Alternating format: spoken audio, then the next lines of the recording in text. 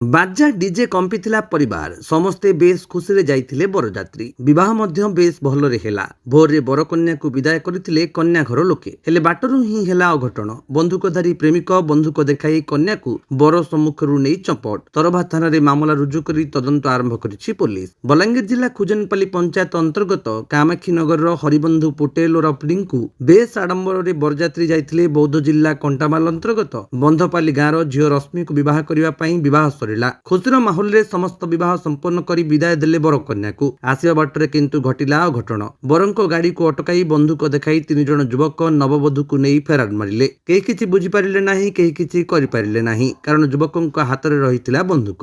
ଏ ନେଇ ତରଭା ଥାନାରେ ଏତଲା ଦେଲେ ବର। ସେପଟେ ବର ରିଙ୍କୁକୁ ପୂର୍ବରୁ ମଧ୍ୟ ଜଣେ ଯୁବକ ଧମକ ଦେଇଥିବା କହିଛନ୍ତି ରିଙ୍କୁ। ତେବେ ଯୁବକ ଜଣଙ୍କ ନବବଧୂ ରଶ୍ମିଙ୍କ ସହ ପ୍ରେମ ସମ୍ପର୍କ ଥିବା ସନ୍ଦେହ କରିଛନ୍ତି ପରିବାର ଲୋକେ। ସୁବର୍ଣ୍ଣପୁର ଜିଲ୍ଲା ତରଭାରେ ଥାନା ଅଞ୍ଚଳରେ ଘଟିଥିଲା ଏହି ଘଟଣା। ବୌଦ୍ଧ ଜିଲ୍ଲା କଣ୍ଟାମାଳରୁ ବଲାଙ୍ଗୀର ଜିଲ୍ଲା ଖୋଜନପାଲି କାମାକ୍ଷୀନଗର ଫେରୁଥିଲା ବରବଧୂ। ଏନେଇ ଘଟଣା ପରେ କନ୍ୟା ଘର ଲୋକଙ୍କୁ ଜଣାଇଥିଲେ ବର ଘର ଲୋକେ। ଏନେଇ ତରଭା ଥାନାରେ ଲିଖିତ ଅଭିଯୋଗ ମଧ୍ୟ କରିଥିଲେ। ଏନେଇ ଏକ ବ୍ରିଜା ଗାଡିରେ 4 ଜଣ ଆସି ବନ୍ଧୁକ ଦେଖାଇ ଝିଅକୁ ନେଇଥିବା ଅଭିଯୋଗ କରିଛନ୍ତି। ଏନେଇ ତରଭା ପୋଲିସ ମାମଲା ରୁଜୁ କରି ତଦନ୍ତ ଆରମ୍ଭ କରିବା ସହ ସିସିଟିଭି ଯାଞ୍ଚ କରି ଯୁବକଙ୍କ ସହ ନବବଧୂକୁ ଖୋଜାଯାଉଛି। ତେବେ ବରଙ୍କ ଅଭିଯୋଗ ଅନୁଯାୟୀ ବଡ ପାପାଲି ଗାଁର ଜଣେ ଯୁବକ ଆଉ 2 ଜଣ ବ୍ୟକ୍ତିଙ୍କ ସହ ଆସି ନବବଧୂକୁ ବନ୍ଧୁକ ଦେଖାଇ ନେଇଥିବା ଅଭିଯୋଗ କରିବା ପରେ ପୋଲିସ କେସ୍ ନମ୍ବର 60/2026 ରେ ଏକ ମାମଲା ରୁଜୁ କରି ଘଟଣାର ତଦନ୍ତ କରୁଥିବା ଥାନା ଅଧିକାରୀ ସୂଚନା ଦେଇଛନ୍ତି। ସେପଟେ ଏହି ଘଟଣାକୁ ନେଇ ଗୁଡାଏ ପ୍ରଶ୍ନବାଚୀ ସୃଷ୍ଟି ହୋଇଛି। ବିବାହ ସରିବାଠୁ ନବବଧୂ ବାହାରିବା ପର୍ଯ୍ୟନ୍ତ କିଏ ଅପହରଣ କରିଥିବା ଯୁବକକୁ ଖବର ଦେଇଥିଲା? ନବବଧୂଙ୍କ ଏଥିରେ କିଛି ସମ୍ପର୍କ ରହିଛି କି? ସେପଟେ କଣ୍ଟାମାଲ ଥାନାରେ ଅପହରଣ ହୋଇଥିବା ନେଇ ଏକ ମାମଲା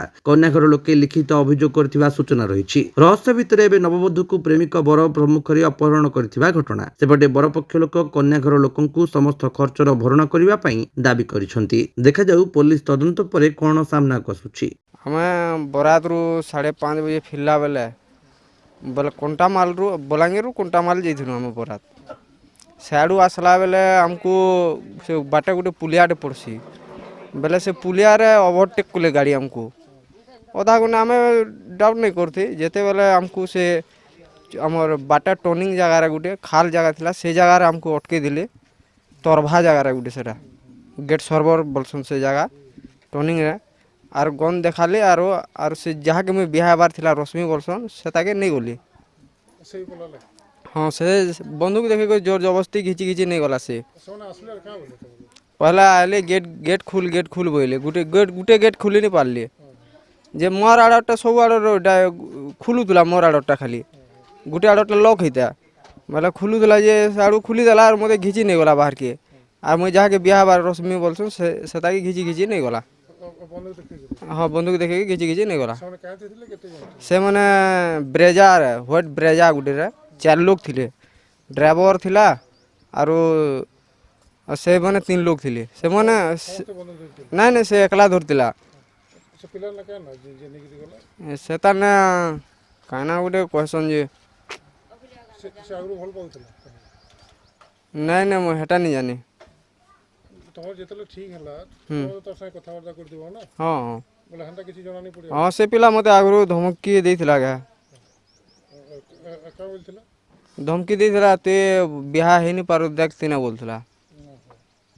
ତମେ ଜଣେଇଥିଲ ଅଟକେଲ ବୋଲିକି? ହଁ ଜଣେଇଥିନୁ। ସେମାନେ କାଁ ବୋଇଲେ? ଯେ কিছু নেই হয়, এটা গোটে মাইনর জিনিসটে আমি দেখা দেখি করমু বলে। আর কেস দেল? হ্যাঁ কেস দেই করাইছু সে পিলার নারে। ଏବେ କାଣା ଦାବି କରିବ? ଏବେ କାଣା ଦାବି করমু আমার যেতে ক্ষতি হয়েছে আউ ସବୁ ସରିଲେ ଫେରାବୁ?